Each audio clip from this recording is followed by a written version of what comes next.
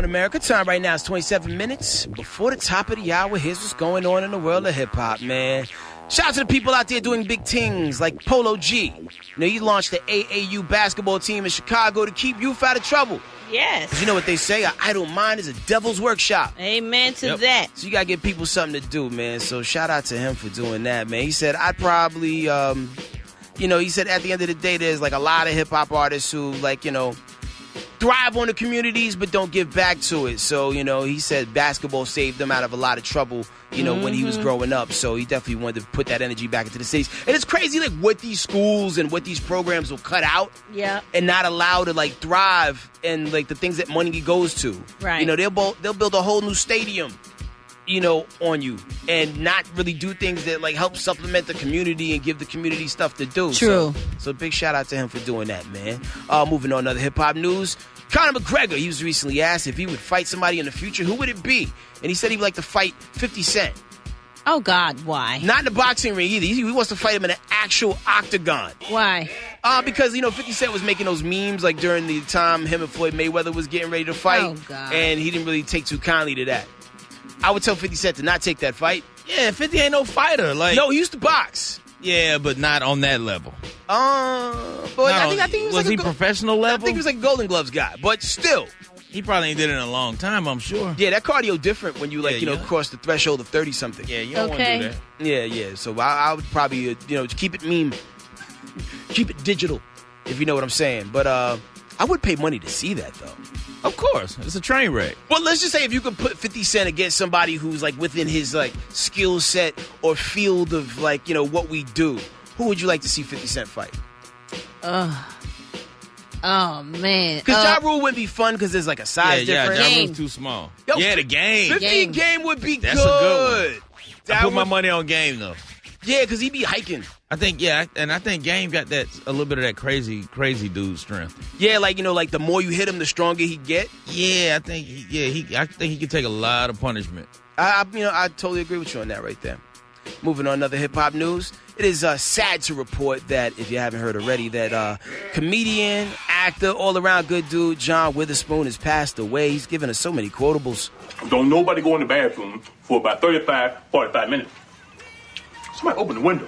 Yeah, the brother was 77 years old. There's no reason for the cause of death at this point in time. But my man stayed working, man. You worked with him a few times, too, I worked with John Witherspoon a few times, man. And really cool dude. We got a chance to do a lot of talking in airports a couple of times and at shows. And a lot of people don't know John Witherspoon's best friend was, of all people, David Letterman. Yeah, you know what? He would talk about that on, like, the Foxhole and some other stuff. Yeah, that like they were, like, close. Like, I think Letterman is his son's godfather. Okay. And they would hang out and all that kind of stuff. But John Witherspoon, he was a very humble dude, like, real low-key, super funny. Yeah. But just real low-key. Like, he traveled, for him to be as big a star as he was, he traveled alone. He had no road manager. He had no assistant. It was just... He kept it basic. It was just Spoon, man. Yeah. So I ain't paying all them extra people. He was just Spoon. He just do his thing. But, he's another hood legend, man. Another dude that could go to any hood anywhere in America and never had to pay for a meal. You know what I'm saying? Or never had to pay for it because he's just that dude. And depending on how old you are, you knew John Witherspoon for something different. Like, if you're from a certain era, maybe you knew him from Running with Richard Pryor. Maybe you knew him from House Party. Right. Maybe you knew him from Boondocks. Maybe you only know him from Black Jesus. Wasn't he on, like, Sesame Street and all kinds of stuff? Like the Muppets? I remember him from being on all kinds of stuff when I was a child. Spoon popped up in something. Yeah, like different strokes. Working, man, because I said, Spoon, why you stay working so much, man? I said, man, you done got old. Matter of fact, if you go to my Facebook, K. Douglas Comedy, there's an interview I did with him back in 2011. I forgot about it, but it just got posted. And he said, hey, man, I need the money. I said, man, you don't need no damn money. I said, you been making money since the 30s. Okay. He said, hey, man, I need the money. I had the cash. I need the money. Said, he got kids, man. Them kids spend your money, man. Yeah, so, man, rest in Spoon peace. I got to have it, man. Big rest in peace. Shout out to John Witherspoon, man. One of the dopest human beings walking around, man, that ever did it. Absolutely. I don't know where this leaves Friday, because they're talking about doing a new Friday movie. I don't know where this leaves the upcoming season of the Boondocks, which they were just getting started to working on. I don't know how deep they got into it, but the impact and all the jewels you left us will not be forgotten at all, man. I got to hit you with this classic one right here real quick, man.